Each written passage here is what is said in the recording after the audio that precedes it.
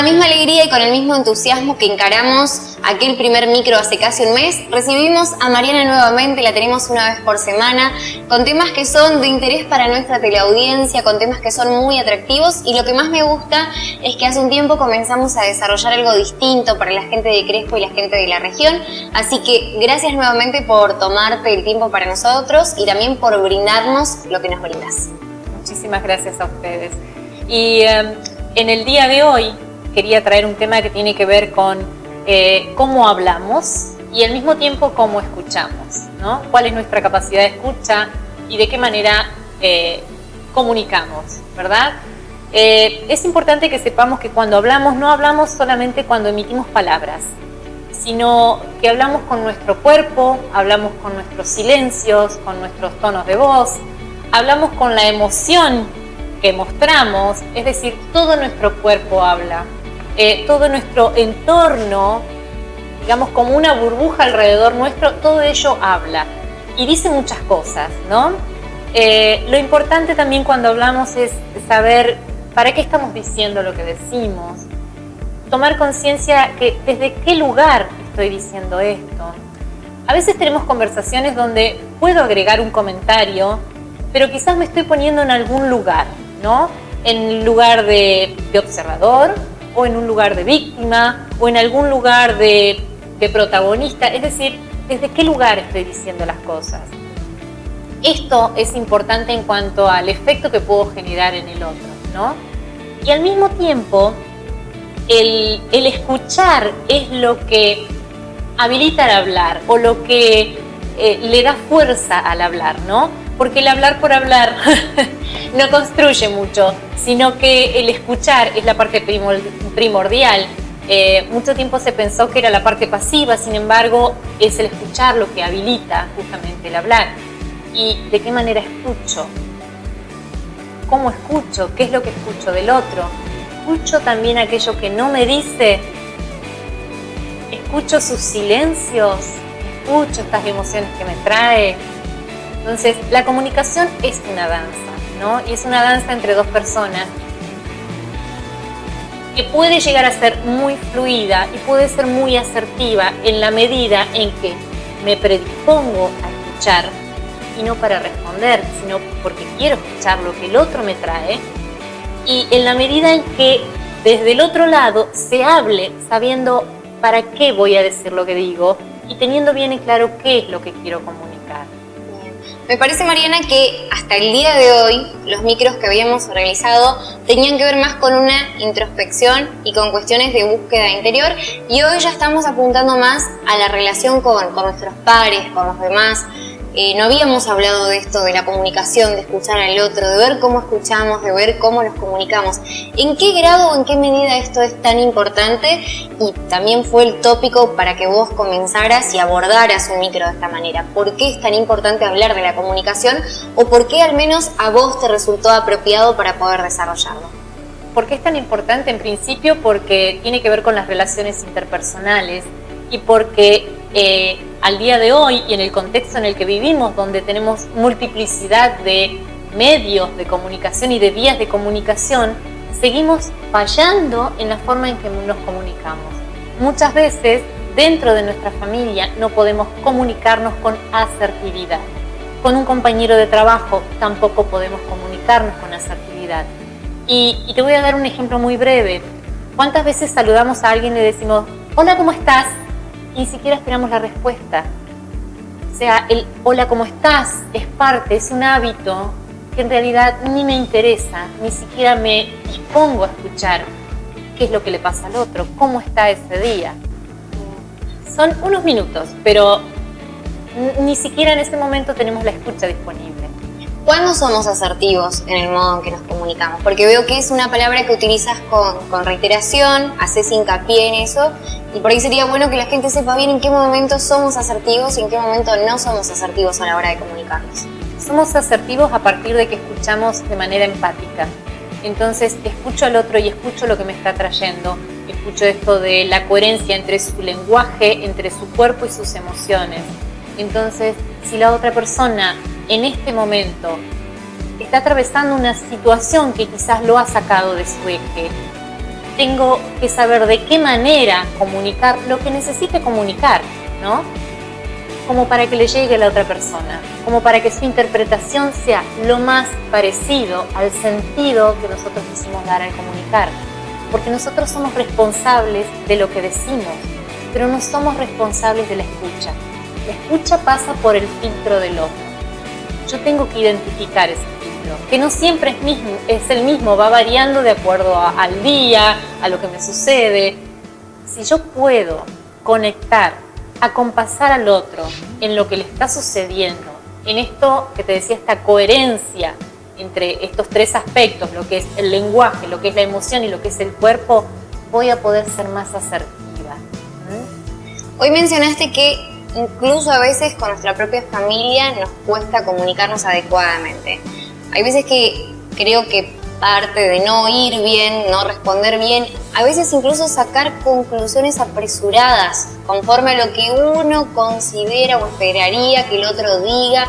Me parece que también la incomunicación por ahí parte de las conclusiones malas o rápidas, o por no ponernos en el lugar del otro, como decías vos, no empatizar y no tratar de entender qué es lo que realmente nos quiso decir. Sí, esto suele suceder mucho en los ámbitos donde nos movemos más frecuentemente, ¿no? Cuando damos por sentado que ya sabemos lo que me va a responder, o cuando nos comunican algo es como que le doy todo un significado distinto en base a situaciones pasadas, ¿no? Y esto tiene que ver con la comunicación de alto contexto. Y esto me permito traerlo desde otro lugar, que es desde la interculturalidad, y tiene que ver con que el mensaje que yo escucho le doy un significado a partir de los elementos que tomo del contexto, de situaciones anteriores, quizás interpreto algún gesto, de vivencias, quizás de una situación que se está dando ahora, por ejemplo, en la familia. Entonces, la interpretación que hago del mensaje es totalmente distinta, quizás, de lo que la persona quería comunicar. Hay veces en que el mensaje no suele ser completo. Entonces, la persona que recibe el mensaje lo va a completar con aquellas cosas que son interpretaciones, juicios, prejuicios, que considera que calzan, ¿no? Como para darte un ejemplo de qué es lo que sucede con el hablar y con el escuchar y desde qué lugar escucho también, tomemos el ejemplo de una empresa que va muy bien, que económicamente está muy bien posicionada y que, dado esta expansión, comenzó a abrir sucursales en otros lugares de la Argentina, ¿no? Entonces hay un gerente y el gerente general lo llama junto con el de recursos humanos. Entonces la conversación inicia diciendo: mire, Carlos, pongámosles de nombre Carlos. Mire, Carlos, como usted sabrá, nuestra empresa está atravesando una reorganización y por eso es que lo estamos llamando a este lugar. Si el contexto en el que se da esta comunicación es lo que estábamos hablando antes, de un éxito en la empresa, Carlos puede interpretar que seguramente lo van a trasladar a alguna de estas nuevas sucursales y quizás lo pueden ascender en el puesto, ¿no? Ahora, ¿qué sucedería si fuera al revés? Si la empresa hubiera cerrado sucursales y estuvieran tratando de abaratar costos y lo llamaran a Carlos a esta misma reunión y le dijeran: estamos reestructurando la empresa y necesitamos hablar con usted.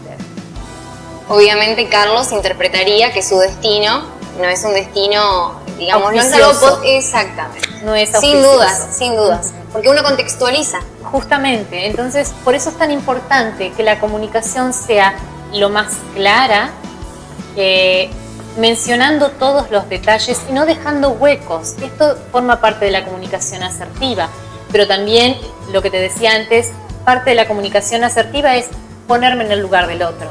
Entender, por ejemplo, que Carlos puede estar muy nervioso al venir a la reunión si es que mi empresa está bajando costos, que Carlos puede tener una familia que atender y que seguramente, y si le voy a comunicar que el resultado de la reunión no va a ser positivo, tengo que entender cuál es la consecuencia que tiene para él. Tengo que entender desde qué lugar él me va a estar escuchando. Y si lo hago desde el otro lugar, y esto, bueno, me conecta con otras situaciones que por ahí se dan mucho en la empresa, y es esto de que por ahí se escucha mucho de que el empleado nuevo no se pone la camiseta, o quizás las generaciones nuevas como que son menos comprometidas, y en realidad también es una cuestión de comunicación y de ponerme en el lugar del otro y ver qué es para el otro lo más importante. Quizás si Carlos tuviera, no lo sé, 25 años y le ofrecieran ir a una sucursal a hacerse cargo de una gerencia, dijera que no, porque no quiere estar lejos de su familia.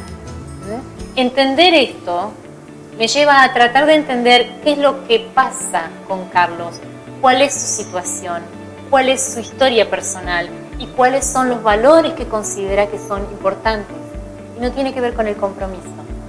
Pero fíjate vos cómo el escuchar todo el contexto me ayuda a ser mejor o más hábil en esto de las relaciones interpersonales.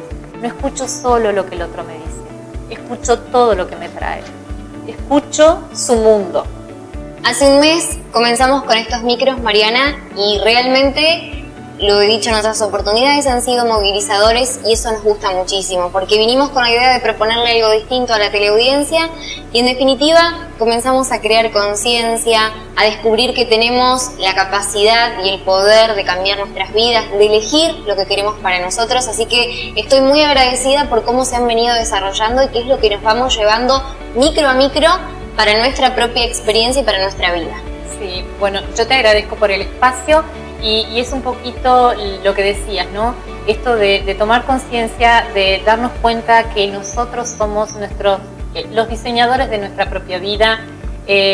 No es llenarlos de inquietudes, sino comenzar a pensar un poquito si estoy siendo libre y si estoy eligiendo libremente mis circunstancias. Y si no estoy atravesando circunstancias que me son favorecedoras, puedo cambiarlas. Eso es lo más importante. Puedo elegir las circunstancias, puedo elegir la actitud con la que atravesar esas circunstancias, y a partir de ahí, bueno, darme cuenta de que soy libre de diseñar la vida que quiero llevar. Bueno, realmente muchas, pero muchas gracias por esta nueva elección, por este nuevo micro, por este nuevo espacio para nuestra gente, y también porque desde lo personal, y creo que para Cristian también, que está detrás de cámara, también es muy productivo, es muy bueno internalizar, pensar en nosotros y todo esto que vos decías de replantearnos cosas, pero de ahí para adelante, para rediseñar nuestras vidas, para lograr cambios que sean positivos para nosotros. Siempre, todo lo que sume es muchísimo mejor. Así que gracias, Mariana, por este espacio para nosotros y con la gente. Ahora me gustaría que hagas ese contacto y que también puedan hablar personalmente y puedan disfrutar de estas cuestiones como las hago yo, bueno, pero de modo personal. Bien, y de modo personal se pueden comunicar conmigo a través de varias vías, a través del teléfono celular 155-007-913, a través de la página de Facebook de la consultora Diversia Coaching y Formación, o a través del mail diversiaconsultora@gmail.com.